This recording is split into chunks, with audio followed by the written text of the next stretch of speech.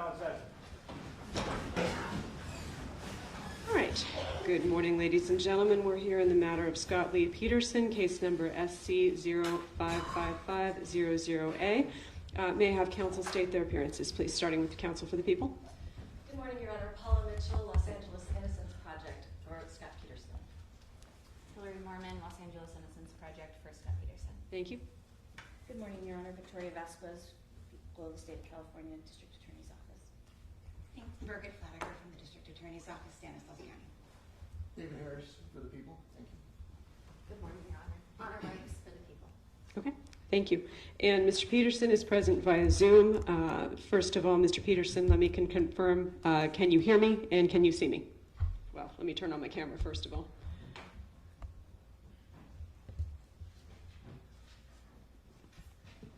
And we will unmute. Can we unmute Mr. Peterson so he can confirm that he can hear and see the proceedings, please?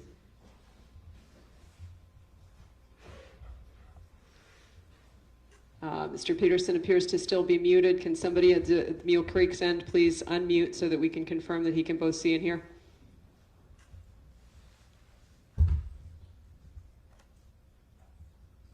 I see Mr. Peterson trying to unmute, so give me a thumbs up if you can see us and hear us, please.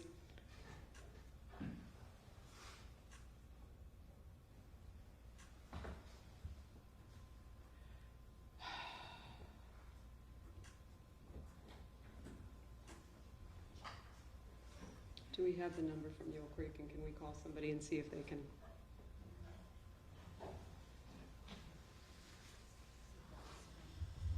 Okay. All right. All right. Good morning. Good morning, Mr. Peterson. Can you both see and hear the proceedings, sir? Yes, I can. Thank you. All right. And do we have your consent to proceed via Zoom this morning? Absolutely. Thank you, Your Honor. All right. Thank you. So the record should reflect Mr. Peterson has consented to appearing via Zoom. He is appearing electronically from Mule Creek State Prison. Okay, the court had requested counsel to be present this morning for a status conference. There are 3 motions pending before the court. Motion for post-conviction discovery under Penal Code Section 1054.9, a motion for post-conviction DNA testing, and a motion to seal court pleadings that have been filed in relation to those 2 motions. Because we had not yet had a hearing date set, the people's response had not yet been due, so I wanted to discuss with counsel a briefing schedule and scheduling a substantive hearing on those 3 motions. I also wanted to, there were references in the pleadings to potential meet and confer process between the parties to see if they had had any luck in narrowing the issues that the court may have to decide in terms of discovery and testing. So I wanted to check in with counsel, see where we are with that process, and then we'll move forward from there. So let me start with the moving party. Counsel for Mr. Peterson. Yes, Your Honor. We did go to the District Attorney's Office in Stanislaus County on February 13th to have a meet and confer. Unfortunately, we were unable to resolve any issues. I do have a letter memorializing the discussions that were had. If the court would like a copy, I'd be happy to provide that. I sent it to the District Attorney's Office on February 24th, just setting forth the issues we discussed and the impasses that we had. Okay, thank you. Counsel for the people. Your Honor, we did have a meet and confer, and we are at the position where we intend to file our motion, our responsive motion, and what we need the court's help with perhaps is identifying the date that we begin to run that time. We have 90 days for service. Hold on just a second, Ms. Slottiger. We're getting a little bit of background. I'm going to mute, or I'm going to ask the clerk to mute Mule Creek because we are getting some background noise. So, Mr. Peterson, if you do need to communicate with your counsel at any point, you can let us know that by simply raising your hand so that we can unmute you. Okay, thank you. Go ahead, Ms. Slottiger. Thank you. So, we received the motion with all the attachments on January 9th. The AG's office, which also needed to be served, received the motion with the attachments, exhibits on January 23rd. So we will be ready to file our response by 90 days from either of those dates. We're looking at either April 22nd from when the AG was served or April 18th from when we were served. Okay. And so if that's going to be when you're going to be filing your responses or when you're going to be ready to file your responses, how much time would Mr. Peterson's counsel need to then file any replies? Your Honor, we would ask for 2 weeks. Okay. Can I just inquire, we were given somewhat mixed signals at the meet and confer concerning whether the district attorney's office intends to file a blanket opposition to both motions, or whether there are some specific items that they will be objecting to and others that they will not with respect to the discovery motion. So if the court could inquire whether they intend to file a blanket motion opposing all requests, or if it's with respect to certain items, perhaps we could begin receiving the items that they are not objecting to. I mean, I would expect that that council could handle that in the meet and confer process. So the people are entitled to an opportunity to respond. They can decide what the scope of their response is going to be. If you're going to need 2 weeks to respond to that, then I will set a hearing that contemplates that you will have time to file a reply, and I will have time to read all of the pleadings before we have the hearing. So let's see. If the people are looking at being ready to file their responsive pleadings by the 22nd of April, and council's going to need at least 2 weeks for the reply, then that would put us with a briefing finishing somewhere around May 6th. So we would be looking at a hearing. I'd like at least 2 weeks to review the last of the pleadings, so somewhere on or after the 20th of May. Your Honor, if I might, Yes. in terms of the timing of our response, I was speaking specifically about the DNA motion. Mhm. That we'll be ready to respond to that on that date. Okay. And then we would ask for an opportunity to file a response to the discovery motion as well, and we would ask 90 days from the date we file the DNA motion to respond to the discovery motion. Is there a reason that you need an additional 90 days beyond for the discovery motion, or why they can't go in parallel, Ms. Flanagan? Yes, Or Your Mr. Honor. Harris? Yes. As the court may have already seen in the pleadings, the defense pleadings in this particular case, specifically for the DNA motion, is 142 pages of pleadings, plus over 880 pages of exhibits that are attached. The exhibits came to us later than the initial pleadings, and so that's been one of the delays for us, having to go through each of those particular exhibits. The statute for the DNA motion does have a 90-day deadline. The statute for the discovery does not have a deadline. It just has been interpreted by the court to be a reasonable time frame. Okay. We think that the DNA motion would also assist, having that resolved would also assist in some aspects as to the discovery motion, because specifically in the statute it says that the two do not work necessarily in conjunction. Right. Also, the discovery motion itself is another 62 pages with a large volume of exhibits for that as well. So we've been concentrating on trying to get the DNA motion, which does have the deadline, done. A lot of the materials that we will have in the DNA response will be applicable to the discovery, but we just think a reasonable time period based on the size of these motions, it's not unreasonable to ask for another period of time. Well, I guess the concern that I have about 90 plus 90 in terms of your responsive pleadings is that the Court of Appeal has issued a stay for a relatively limited period of time. We're working on a 6-month deadline before, and I understand that there is the potential for an extension of that deadline if there's additional good cause, and not being done with the pleadings here and with the hearings here determining the scope of the discovery would potentially be good cause. But given that they have sort of given us a 6-month time window to work with for what they think would be an initial opening, I'm concerned that setting a briefing schedule for that exhausts the entirety of that time period is not going to be viewed as potentially reasonable by them. So, and these two statutes, while I understand that a lot of the issues may be interconnected with the discovery the defense is seeking, I don't see a lot of what they're seeking in the 1054.9 motion appears to me to be in the nature of file reconstruction. Some of it, not so much, but there are things where essentially they're asking for missing bait stamp numbers and other things that are referenced in reports that they already have.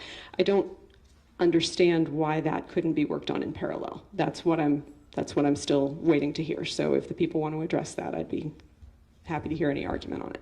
Yes, Your Honor. One of the things as it relates to the discovery motion, there is a couple of issues. One is we believe it to be issue preclusion.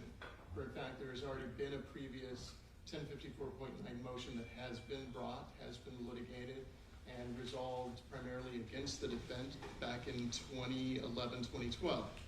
So because of that, we have to go back and we have to cull out what has previously been dealt with, and that's requiring us, again, to go back through things that are not necessarily in their materials, but it's in the court record.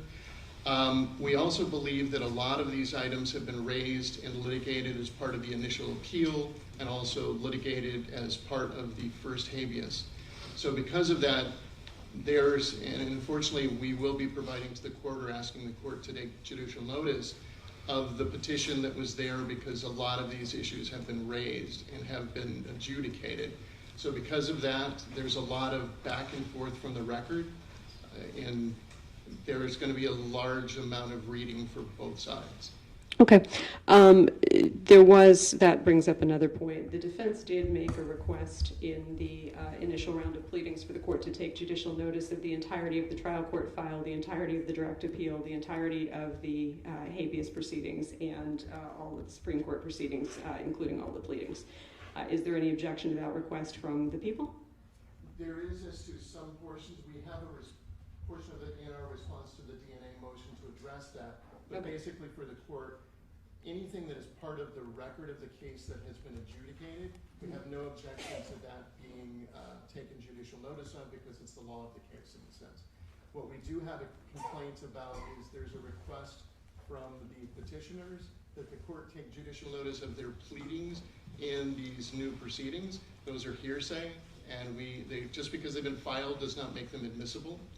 So because of that, we will be objecting to those portions of their request, but the fact that there is a new petition and the previous court proceedings, those we don't have any objection to for judicial notice. Okay. The reason I inquired was because since you had referenced that there were other parts of the file that you were going to be asking the court to take judicial notice of, I thought we might be able to get at least some of that out of the way. But if it's going to be covered in your responsive pleadings, I will wait to rule on any request for judicial notice until I see what the scope of the dispute is. All right. So let me hear from the defense on the proposed briefing timing and timing of potential new hearings. Yes, Your Honor. We provided a very, very detailed informal request for discovery on November 14th, 4 months ago. So the District Attorney's Office has known for 4 months which specific items of discovery we are requesting. We gave them references to Bates pages. We gave them references to where in the police reports the items we're requesting are referred to. We were very, very specific. We spent a lot of time trying to suss out what frankly are very alarming deficiencies in the discovery that was provided to the defense at the time of trial. Those are the items we're requesting. I agree it should not take 180 days for them to locate those items and provide them to us. The defense was entitled to those at the time of trial. Mr. Peterson has been waiting 20 years to find some of these police reports and audio recordings and video recordings that should have been provided. So I don't think that the nature of the request, it's not a fishing expedition. They're very precise, they're very specific, and we believe that they are probably very easily accessible. So we would ask that they begin providing the discovery that we are entitled to under 1054.9. The prior 1054.9 that Mr. Harris referenced does not include what we are asking for. It related specifically, almost exclusively, to expert materials and other evidence that is not included in our motion. So we are eager to get our investigation underway and completed. The Court of Appeal did give us a very short time period within which to conduct our investigation. The materials we are asking for are reasonable. They're within the scope of 1054.9, and we would like to begin receiving that discovery as soon as possible. Okay. So in terms of briefing schedule, the court is prepared to accept the proposal by the district attorney as far as the DNA testing motion is going. And so the response for the responsive pleadings on the DNA motion will be due no later than close of business, filed and served by April 22nd. Given the timetable that was contemplated by the Court of Appeal and the fact that essentially the discovery request was made prior to this motion being filed and prior to the Court of Appeal issuing their stay on the proceedings to allow these issues to be litigated in the trial court, I am inclined to agree with the defense that a request for an additional 90 days beyond the briefing on the 1054 issues is too long, given the timetable that the Court of Appeal has given us. In terms of the briefing for the 1054.9, because the requests are extensive, it's a 62-page discovery letter with a number of subparts. Some of it is specifically identified by missing bait stamp numbers, but some of it is broader than that. So the court is inclined to go about 30 days beyond the briefing deadline on the DNA motion. And so if I'm looking at roughly the end of May for the 1054.9 reply, could you have it done on or before the 20th of May? Yes, Your Honor. Okay, so May 20th will be the briefing deadline for the 1054.9.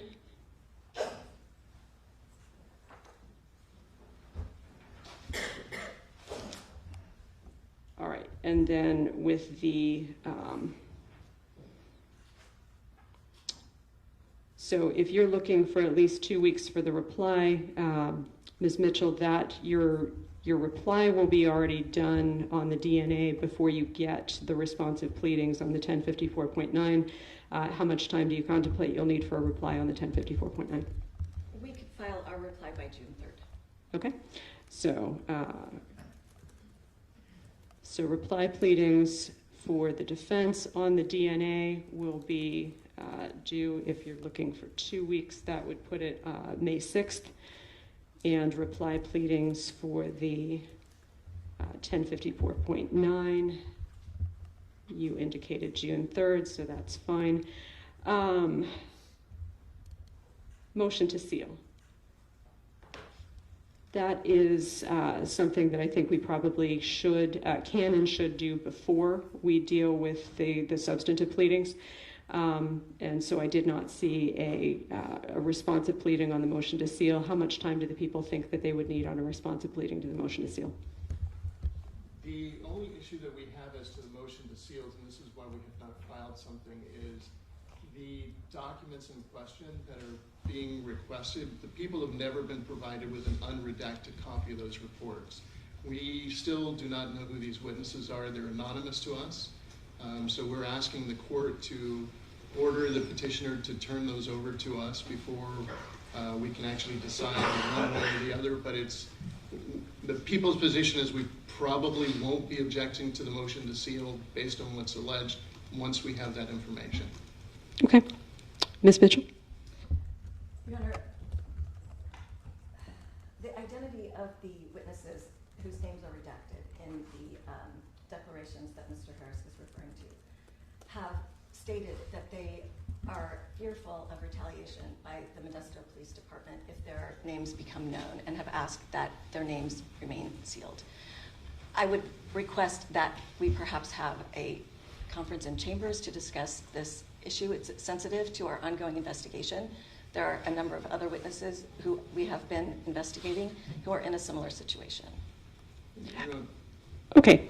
Well, all I'm asking for essentially is a briefing schedule for the motion to seal. And there's a procedure that's set forth in the rules of court for a motion to seal in terms of lodging a pleading with the court that is the proposed sealing and the narrowly tailored nature of it, and serving it on the opposing party. It appears that that actually hasn't been done in this case. All of the pleadings that were filed were essentially filed publicly, but with the redactions that you are proposing. So in terms of the procedure for the motion to seal, it is, I would say, somewhat unusual given the rules of court. And I anticipate that the parties will not be the only ones who want to be heard on the issue of the motion to seal, given the nature of the case. So let's set a briefing schedule. I'm not going to make any specific orders, and whether or not the motion is compliant with the rules of court and the proposed redactions are within the nature of the rules of court is something I'm going to rule on at the time of the motion, not now when I have one motion, not a response, and not all the pleadings that I anticipate that I'm going to get on it. So how much time would the people need in order to be prepared to file a response to what is in the record? 2 weeks would be fine. Okay, that's fine. And then any reply that you may have to that, Ms. Mitchell, how much time would you need once you get the people's response? 1 week, please, Your Honor. Okay, so 2 weeks from today, is the 26th of March, so people's response will be due March 26th, close of business. And you said 1 week, Ms. Mitchell, for your reply. That would put it about April 3rd. So April 3rd for motion to seal reply.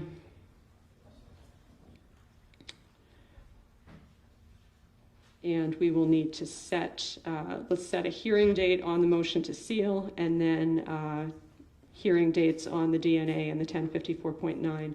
The hearing date on the motion to seal can be earlier, so that'll be, we'll do that first.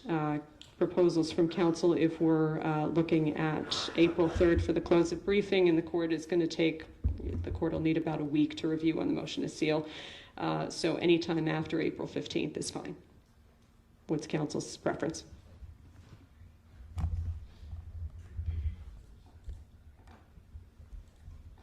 We can do April 16th. April 16th is fine for us. It's fine for the court. All right. Let me just check the court schedule. Yeah, I'm free April 16th, so that's fine. April 16th, 9 a.m. motion to seal. And Ms. Mitchell, is Mr. Peterson going to want to be personally present for that or continue to appear electronically?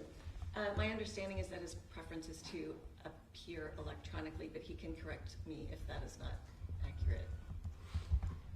Okay, and let's go ahead and ask to unmute for that.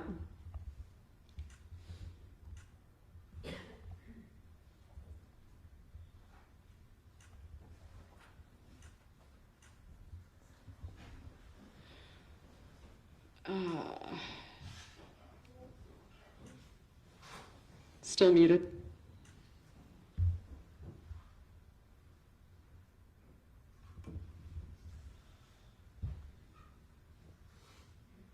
All right, Mr. Peterson, we're contemplating an April 16th hearing on the motion to seal the pleadings or parts of the pleadings in this matter. Are you going to want to appear via Zoom or in person for that?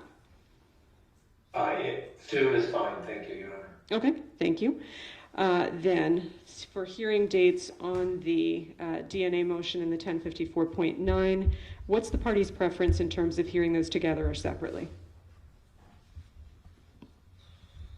Your Honor, we would prefer to have the DNA issue resolved as soon as possible so that if there is going to be testing ordered, we can get that started.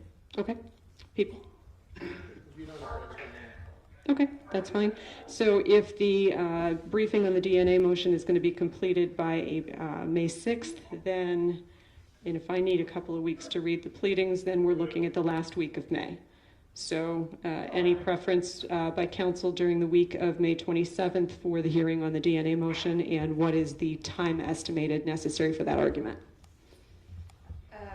We can be available May 28th, Tuesday, May 28th. That is the day after Memorial Day, so I don't know if that's going to cause travel problems or any issues for the court's calendar. I don't have any plans on Memorial Day, but if council do and they would prefer to go to the 29th or sometime later in the week, that's fine. 29th is fine with me. Okay, and do we think it'll be anything more than a full day? Don't think it should be more than a full day. Ms. Mitchell? Having not seen their opposition, I can't say, but I would hope not more than a day. Okay, we'll block off a full day for it, so, and it may not take that long, but we'll be prepared if it does. May 29th at 9 a.m. for the DNA testing motion. Then the 1050, and so in terms of the DNA testing motion, Ms. Mitchell, do you know if Mr. Peterson has a preference in terms of Zoom or personal appearance? I believe his preference is Zoom. Is that correct, Mr. Peterson? Yes, Your Honor. Okay, so that'll be via Zoom. Okay, and then we'll need to schedule the 1054.9 hearing. If the briefing is going to close on that on June 3rd, then we will need, if the court needs, that is going to run into some travel plans that I have, and I'm going to need to step off the bench briefly to confirm exactly when I'm returning because it's an extensive absence in June. So let me step off the bench briefly, consult my calendar, and let you know after essentially when I'm going to be returning and when I will be available for that, and then we'll discuss dates. So we'll take a brief recess.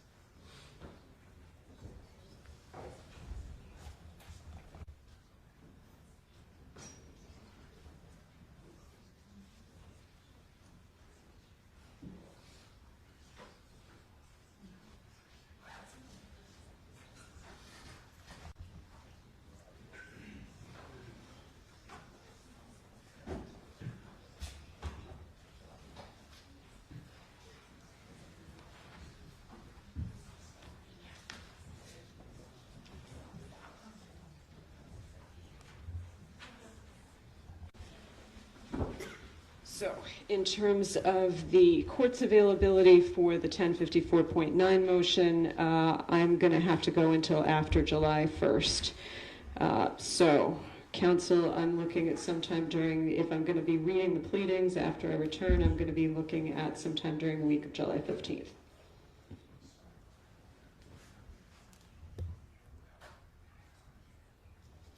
We can be available July 15th, Your Honor. Okay. Anytime's fine. Okay. July 15th, 9 o'clock, and in terms of your client's appearance preference, Ms. Mitchell, also Zoom or in person for that one? I believe Zoom. Okay. Mr. Peterson, is that correct?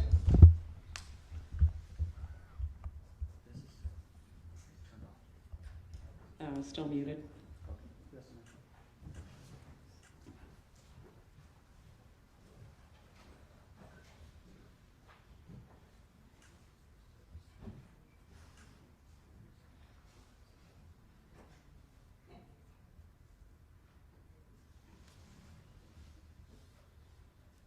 All right. Yes, Your Honor. Okay, thank you.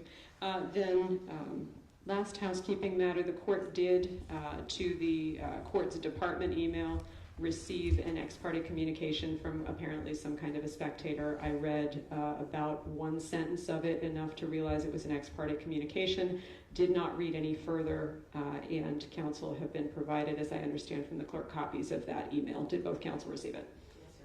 Yes. Okay, thank you. And the court is not going to be reviewing any incoming email to that inbox in the future to avoid that issue recurring in the future. So people shouldn't bother to email. Okay, is there anything else either counsel needs to take up for today's date before we recess?